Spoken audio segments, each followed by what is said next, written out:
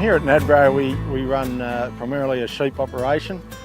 We run it across an area located at Colin Gully in the Rock of approximately a bit over 6,000 hectares at that location, and a further 10,000 hectares north of Conago. We run in excess of 10,000 merino ewes, which we use to produce first cross ewes for other producers in the lamb industry.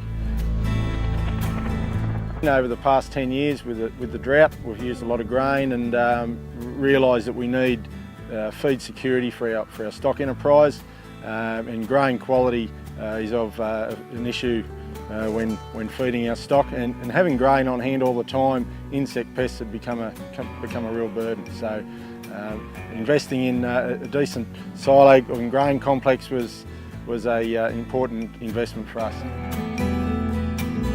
The most important feature I needed to get, given that we've got grain on the property for all 12 months of the year, having a sealed silo system that works and remains sealed over time is what we're looking for. I find the joins in the Kotzur silos were a lot better. The finish was very good, and they do make an effort in the construction to make sure every hole that is drilled and every overlap is sealed with the proper foam and Celastic and proper fittings, even to the screws to have O-rings and the nuts and bolts. So everything was fitted very well, and that's what makes them well sealed and makes the job a lot easier. The other big plus for Kotzur, given my location, is that they weren't too far down the road, so that was a big plus as well. So service and maintenance was also a benefit there.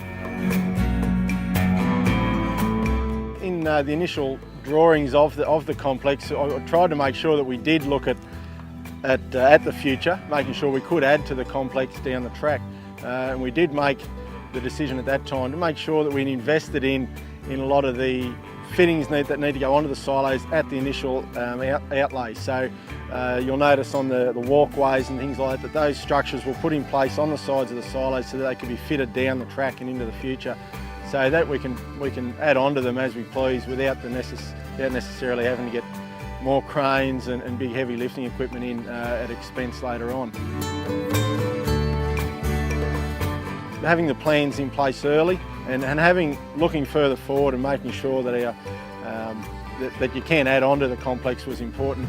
At this stage, there's still plans on this complex, which holds approximately 4,000 tonnes at the moment, can go out to about 10,000. So that gives us the scope we believe we may need into the future as a company that wants to grow and develop. Doug, thanks very much for your time, mate. No worries, it's been a pleasure.